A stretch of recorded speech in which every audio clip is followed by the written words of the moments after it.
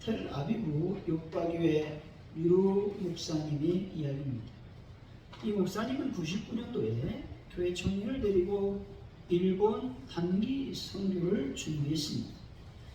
일본 단기 선교를 준비하면서 어려움이 많았는데 그 중에 하나가 교인들의 부정적인 생각이었습니다. 일본 선교는 안 된다는 것이었습니다. 그 교회는 특별히 자칭 일본통이라고 할 수 있는 사람들이 많았다는 것이죠. 일본에 다녀온 사람들이나 일본에 대해 아는 사람들이 많아서 일본 선교는 안 된다는 것이었습니다. 일본에서는 전도가 안 된다. 공원이나 거리에서 전도하면 안 된다. 일본 사람들은 남에게 폐를 끼치는 것을 싫어한다. 그냥 방문하면서 교회 방문하면서 여행이나 조용하게 다녀오라는 것이었습니다. 근데 선교를 준비하면서 이 목사님 또 청년들은 하나님께서 주신 마음이 넘쳐났다는 거예요. 그 마음은 바로 일본 사람들의 영혼을 긍휼히 여기는 마음이 넘쳐났다는 것입니다. 그래서 그 마음을 가지고 준비하면서 발전기를 빌렸습니다. 이 공원이나 이 거리에서 찬양하면서 전도할 때 쓰려고 발전기 2대를 빌렸습니다. 그런데 이것으로 인해서 청년부 부장 선생님과 갈등이 생기게 되었습니다. 그분 역시 일본에서는 전도가 안 된다는 생각을 갖고 있었습니다. 전도도 안 되는데 뭐 발전기 2대를 사서 돈 낭비하느냐, 특별히 힘들게 하느냐라는 것이었습니다. 하지만 목사님과 청년들에게는 된다라고 하는 믿음이 있었습니다. 이것은 준비하는 기간 동안에 하나님께서 주신 믿음이었다는 것이죠. 결국 일본에서 믿음의 역사가 일어났다는 것이죠. 안 된다고 하던 노방전도가 이루어졌고 길거리에서 공원에서 찬양하고 워십 댄스를 하며 전도할 때에 그렇게 냉랭하고 무관심한 일본 사람들이 점차 관심을 보이기 시작했습니다. 그리고 전도지를 받아들며 진지한 표정으로 전도지를 읽었다는 것이죠. 성적으로 물러나고 자기 중심적으로 살아가던 일본의 청년들이 이 선교단의 찬양과 워십 그리고 메시지를 통해서 충격을 받았습니다. 무엇이 진리이고 바른 삶인지 고민하는 모습을 보게 되었다는 겁니다.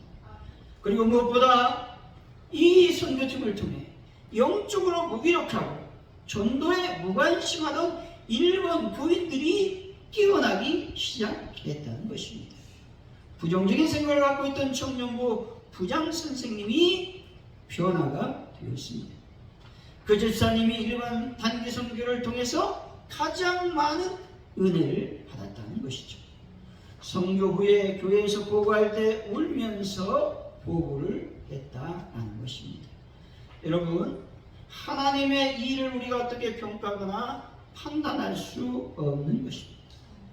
요파교회 청년부는 믿음으로 승리했습니다. 하나님의 일은 지식으로 하는 것도 아니요 돈으로 하는 것도 아님을 믿으시기 바랍니다. 근데 여기서 더 중요한 것은 하나님의 일에 함에 있어 이 교회 목사님은 하나님께서 함께 하신다는 믿음과 그래서 하나님께 집중했다라고 하는 겁니다. 여러분, 하나님의 일이 중요합니다. 하지만 하나님의 일보다 더 중요한 것이 있는데 그것이 무엇이겠습니까? 하나님 자체이십니다. 왜냐하면 하나님을 잃어버리면 모든 것을 잃어버리게 되기 때문에 그렇습니다. 사랑하는 성도 여러분, 하나님의 일은 오직 하나님께서 주관하시기 때문에 오직 하나님을 믿는 믿음이 중요함을 깨닫고 믿음을 소유하는 분들이 되시기를 예수 이름으로 간절히 축원드립니다. 오늘 보면은 예수님께서 제자들에게 1차 순환 예고를 하는 장면인데 2주 전에 제가 마태복음에서 베드로의 신앙 고백을 통해서 했던 본문과 거의 유사합니다. 그러나 내용은 많이 다릅니다. 31절이 좀 한번 읽어봅니다. 시작. 인자가 많은 고난을 받고 장로들과 대제사장들과 서기관들에게 버림받으러 죽음을 당하고 사흘 만에 살아나야 할 것을 비로소 그들에게 가르치시되. 아멘. 이 말씀은 메시아적 비밀이 공개되고 있는 매우 중요한 말씀인 것입니다. 지금까지는 예수님께서 자신이 메시아이심을 밝히지 아니했습니다. 근데 메시아직을 수행하기 위해서는 고난을 당하고 버림을 받고 멸시와 고통을 당하며 죽음의 수고를 감수해야만 되는 것입니다. 하지만 이것은 이 당시 유대인들이 고대하던 메시아관과는 완전히 달랐다는 겁니다. 이 당시 유대인들은 고난받은 메시아가 아닌 영광의 메시아상을 고대해 왔다라는 겁니다.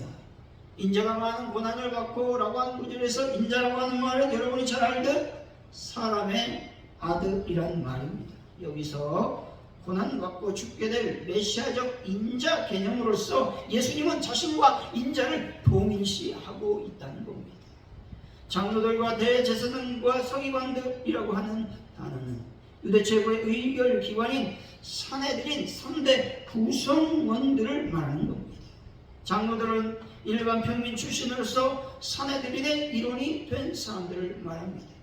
대제사장은 현직의 가야바를 말하죠. 또 전직의 안나스 및 그 가문의 사람들을 말하고 있습니다. 여러분 잘 알고 있다시피 서기관들도 역시 전문적인 율법학자 또는 율법 기록자들을 말합니다. 그런데 이런 최고의 사람들이 예수님의 핍박과 죽음에 직접 관여하고 있다는 사실을 우리는 기억해야 된다는 겁니다. 이와 마찬가지로 세상에서 아무리 좋은 직장을 갖고 있다 할지라도 명망을 얻고 있다 할지라도 예수님을 정확히 알지 못한다는 사실입니다. 그리고 교회 안에서 아무리 열심히 봉사하고 몇 대에 걸쳐 예수 믿는 가문이라 할지라도 예수님을 알지 못할 수도 있다라는 겁니다. 교회 직분이 예수님을 온전히 깨닫는 도구가 될 수 없음을 말하고 있는 것이죠. 교회를 다녀도 열심히 봉사를 한다 해도 예수님을 알지 못하면 우매한 행동을 할 수밖에 없다라는 겁니다. 사랑하는 성도 여러분, 예수님을 올바로 깨닫는 분들이 다 되시기를 예수님을 간절히 축원드립니다. 사흘 만에 살아나야 될 것을 예수님께서 말씀하셨습니다. 메시아 사역에서 십자가에서 죽는 것은 절대적 필수 조건이었습니다. 하지만 그것은 반드시 죽은 자 가운데서 살아나야 한다는 희망찬 메시지와 연결되어야 한다는 겁니다. 예수님은 스스로의 신적 본능으로 죽음의 권세를 짓밟고 일어나셨고 하나님의 적극적 개입으로 죽음에서 살아나셨음을 믿으시기 바랍니다. 그런데 예수님의 부활을 현대인들은 얼마나 믿고 있느냐 하는 겁니다. 영국의 BBC 방송사 2000명을 대상으로 여론조사를 실시했습니다. 응답자 17%가 성경 말씀 믿고 있었는데 이분들 17%만 믿었다는 거예요. 그리고 그리스도인의 31%만 예수님의 부활을 믿었어요. 또 예배에 참석하는 활동적인 그리스도인 응답자가 57%였는데 이들만 예수의 부활을 믿었다라는 겁니다. 놀랍게 응답자의 50%는 어떻게 했을까요? 예수님의 부활을 믿지 않고 있었다라고 하는 것입니다. 결론적으로 말하면 영국의 그리스도인의 25%가 예수님의 부활을 믿지 않고 있다라는 겁니다. 영국의 25%는 교회를 다닙니다. 예수님을 믿습니다. 그럼에도 불구하고 예수의 부활을 믿지 않고 있다는 겁니다. 여러분, 예수님께서 부활했다라는 사실을 믿고 계십니까? 아멘이어야 됩니다. 왜냐하면 예수님께서 부활하셨다는 그 믿음이 있어야 장래의 소망이 생기는 겁니다. 하늘의 영광을 함께 나눌 소망을 여러분 생긴다라는 겁니다. 부활은 뭐냐? 성령의 놀라운 충만의 역사를 경험할 수 있는 기회를 얻을 수 있게 하는 것이죠. 부활은 성부 하나님의 권능이 예수님 안에서 역사한다는 믿음이 생겨나게 하는 놀라운 능력이 있다는 것이죠. 부활은 예수님을 믿는 신앙의 확신이 일어나게 된다는 겁니다. 여러분, 예수님의 부활을 믿을 때 우리에게 소망이 생기는 것입니다. 천국에 대한 소망이 일어나는 겁니다. 새로운 자세가 일어나 마음이 새로워지는 경험을 하게 되고 죄를 이기는 시험을 하게 될 줄로 믿습니다. 영적인 삶을 살아갈 수 있게 되는 것입니다. 예수의 부활을 믿을 때 성령 충만으로 여러분들의 삶을 살아갈 수 있게 될 것입니다. 또한 예수님의 부활을 믿을 때 성령의 권능이 나타나고 병든 자가 회복되고 치유되는 역사가 일어나게 될 줄로 믿습니다. 안진병이가 일어나는 것이죠. 38년 된 병자가 일어나는 겁니다. 그래서 기뻐 뛰며 하나님을 찬양하는 놀라운 역사가 부활을 믿을 때 일어나게 될 줄로 믿습니다. 사랑하는 성도 여러분, 예수님의 부활을 믿음으로 여러분 삶 가운데 예수님의 능력, 성령님의 권능을 경험하는 분들이 다 되시길 예수 이름을 간절히 축원드립니다. 그렇다면 부활하신 예수님 과연 누구신가? 오늘 본문은 이렇게 말씀하죠. 예수님은 그리스도이시다 말씀합니다. 우리 29절이죠. 읽어봅니다. 시작. 또 물으시되 너희는 나를 누구로 아느냐? 베드로가 대답하여 이르되 주는 그리스도시니이다. 아멘. 아멘. 베드로는 예수님을 그리스도라고 고백하죠. 근데 사람들은 예수님을 어떻게 고백하고 있습니까? 28절 한번 읽어보죠. 시작. 제자들이 여쭤와 이르되 세례 요한이라고 다루는 엘리야 다루는 선지자 중에 하나라. 아멘. 제자들은요, 어떤 이는 세례 요한이라고 했고 어떤 이는 엘리야라고 했고 또 어떤 이는 선지자 중에 한 사람이라고 말했다고 예수님께 보고하고 있습니다. 어떤 이는 세례 요한이라고 말했다는 것이죠. 이 말은 예수님의 능력과 가르침의 내용이 세례 요한과 매우 흡사했다라고 하는 것들을 말하고 있는 것입니다. 어떤 이는 엘리야라고 말했습니다. 이 말은 뭐냐? 엘리야는 어떤 선지자? 불의 선지자입니다. 압제당하고 고통받았던 유대인들을 구원했던 사람이었죠.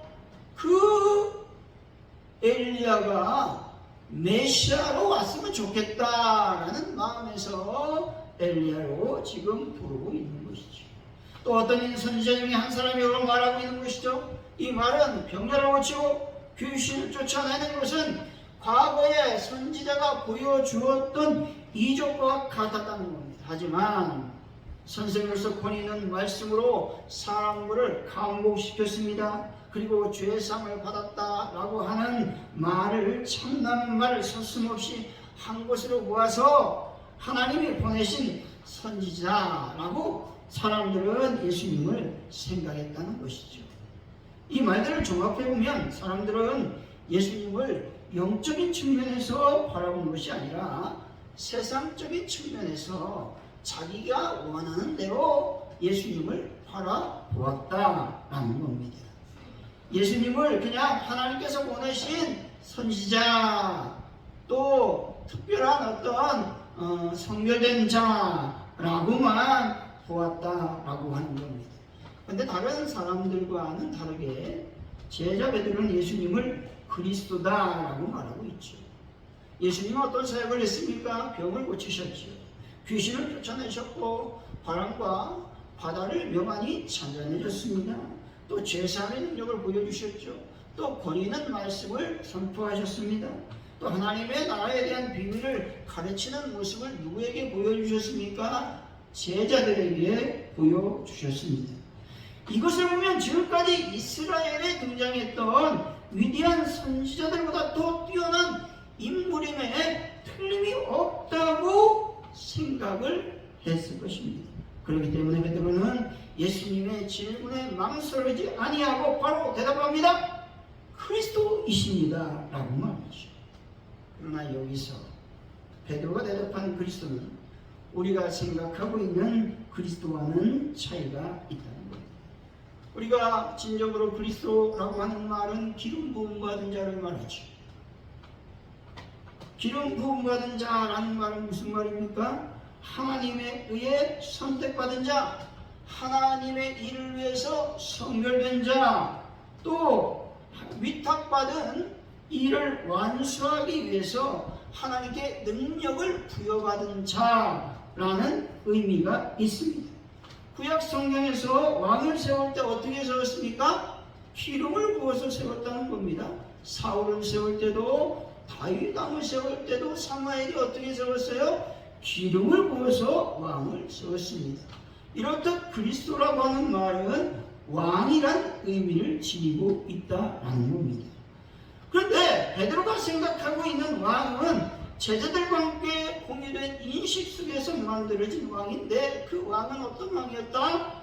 이스라엘을 회복시킬 육적인 왕으로 생각했다는 겁니다. 과거 다윗과 같은 뛰어난 지도력, 무력으로 로마의 압제로부터 벗어나게 해줄 왕을 기대했다는 것입니다. 그리고 이스라엘을 다시 한번 강대한 나라를 이끌어줄 그런 지도자를 바라고 있었다라는 겁니다.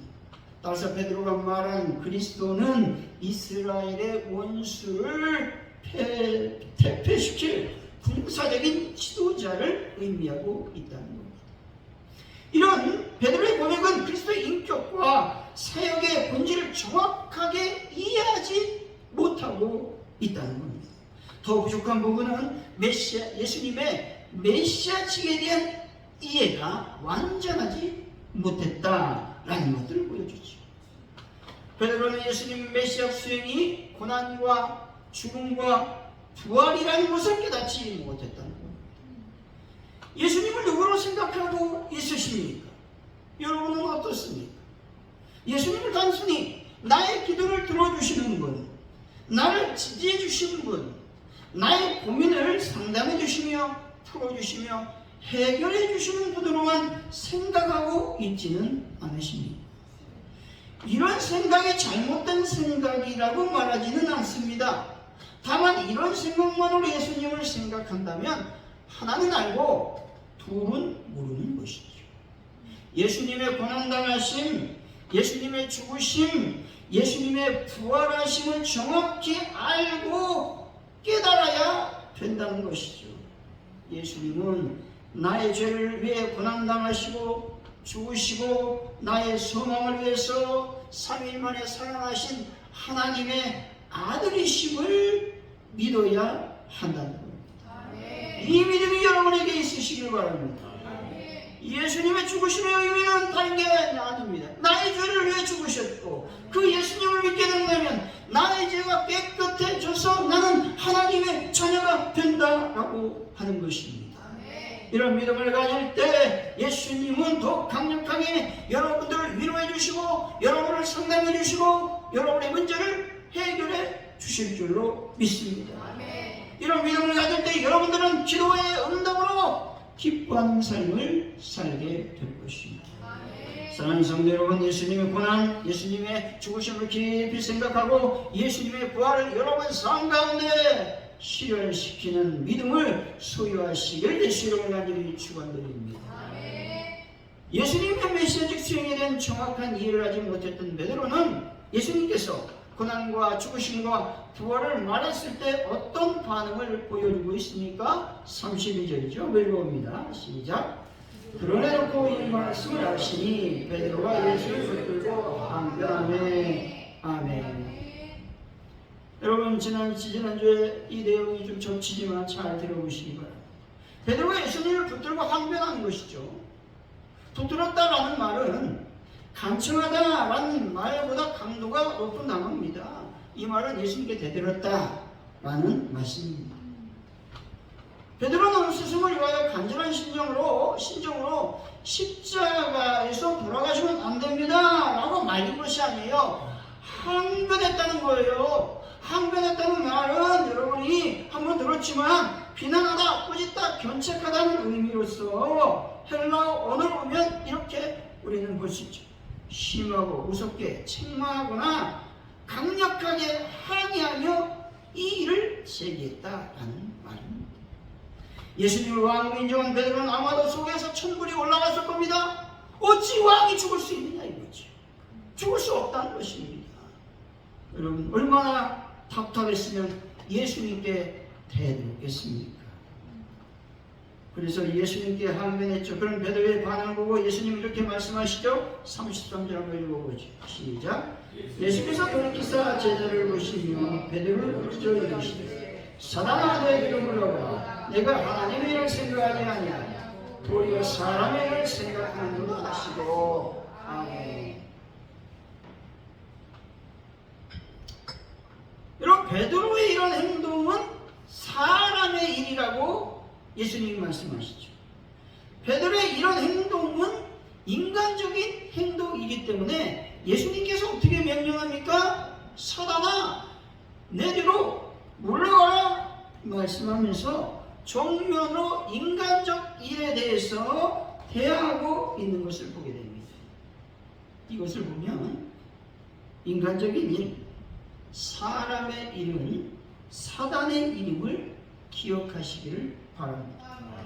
예수님은 하나님의 일을 생각하라고 말씀하시죠. 그럼 하나님의 일은 과연 무엇입니까? 오늘 본문에서 하나님의 일은 뭘까요? 하나님의 일은 뭐죠? 십자가 지시고 돌아가시는 겁니다. 그렇다면 이것을 용납하려면 나는 어떻게 해야 되냐 이거죠. 하나님의 일을 용납하려면 내가 이해되지 않고 납득이 안 가는 하나님의 일을 용납하려면 나는 어떻게 해야 되나, 어떤 삶을 살아야 되냐 하는 겁니다. 오늘 본문은 나 자신을 부인하라고 말씀하죠. 34절 35절입니다. 한번 읽어봅니다. 시작. 우리와 제자들을 불러 이르시되 누구든지 나를 따라오려거든 자기를 부인하고 자기 십자가를 지고 나를 따를 것이니라. 누구든지 자기 목숨을 구하고자 하면 잃을 것이요 누구든지 나와 복음을 위하여 자기 목숨을 잃으면 구원하리라. 아멘. 자기 부인은요, 자기 자아와 자신의 의지를 꺾어버리는 것입니다. 그러나 이런 주상적 차원을 넘어서 오늘 예수님은 이렇게 말씀하시죠. 자기 부인은 너의 목숨을 나에게 주는 거다. 목숨을 부인하는 것이다 라고 말씀하죠. 여러분 자기 부인은 나를 깨워버리는 겁니다. 나를 깨워버리지 않으면 발전할 수 없다는 것이죠. 중국에 이런 얘기가 있습니다. 항아리 어린아이가 어쩌다 갇히게 되었습니다. 아무리 해도 아이가 빠져나오지 않습니다. 아이를 살릴 수 있는 방법은 단 한 가지, 조심스럽게 항아리를 깨버리는 것입니다. 이처럼 항아리를 깨듯 여러분 속에 항아리를 과감하게 깨어버릴 때 나 자신이 부인되는 겁니다. 여기서 항아리는 무엇을 얘기합니까? 여러분의 자아를 얘기하고, 여러분의 성격을 이야기하고, 여러분의 기분을 이야기하고, 여러분의 감정을 이야기하고, 여러분 속에 갇혀있는 그 상처, 이런 것들을 말씀하고 있다는 거예요. 결국 자기 부인은 날마다 자신을 죽이는 삶이라고 말씀드릴 수 있습니다. 자신의 목숨을 예수님을 위해 깨어버리는 사람은 자신의 계획과 자신의 방법과 자신의 뜻을 깨어버리는 사람인 것입니다. 하나님과 친밀한 교제의 삶을 살 때, 하나님께 집중하는 삶을 살 때 자신의 목숨을 예수님을 위해 버릴 수 있게 되는 것입니다. 하나님을 깊이 생각하는 사람은 예수님과 친밀한 친구 관계를 유지하는 사람이 될 것입니다. 예수님을 믿다가 보면 나의 기대와 많이 다를 때가 있는 것이죠. 베드로의 기대와 예수님의 삶이 달랐던 것처럼 말입니다. 이런 상황이 교회 안에서 이루어질 때 나의 삶은 나의 자신, 나를 부인하는 삶을 살아가야 된다는 겁니다. 나를 버리고 하나님의 일을 더욱 생각하는 분들이 되시기 바랍니다. 하나님께 집중하시고 하나님께 초점하는 분들이 되시기 바랍니다. 하나님과 맞서서 항변하지 말고 겸손히 하나님의 뜻을 구하는 분들이 되시기 바랍니다. 하나님의 복음을 위해서 목숨까지 바치겠다는 결단과 각오를 새롭게 하는 분들이 되시기 바랍니다. 결론적으로 예수님의 1차 순환 예언을 통해서 우리는 예수님의 부활의 믿음을 소유해야 되는 것입니다. 부활한 예수님은 그리스도이심을 믿어야 되는 것이죠. 그리스도는 인간적인 왕인 기름 부음 받은 자의 의미가 있습니다. 이것을 깨닫지 못했던 베드로는 주님의 일을 막았습니다. 하나님 일을 하기 위해 우리는 자신을 끊임없이 부인하는 삶을 살아야 되는 겁니다. 사랑하는 성도 여러분, 하나님 먼저 생각하고 하나님께 집중하심으로 말미암아 더욱 자신을 부인하고 자신의 십자가를 지고 복음을 증거하는 것들이 다 되시길 예수 이름을 간절히 축원드립니다. 기도합니다. 할렐루야. 하나님 감사합니다. 오늘도 주님의 귀한 말씀을 주셨사오니 감사합니다. 하나님, 예수님을 깊이 생각하는 삶을 저희들이 살아가게 하여 주옵소서. 하나님의 일을 생각하기를 원합니다. 하나님을 소유하기를 원합니다. 하나님을 잃어버린 자가 되지 않기를 원합니다. 역사하여 주옵소서. 감사합니다. 예수님의 이름으로 기도하옵나이다. 아멘.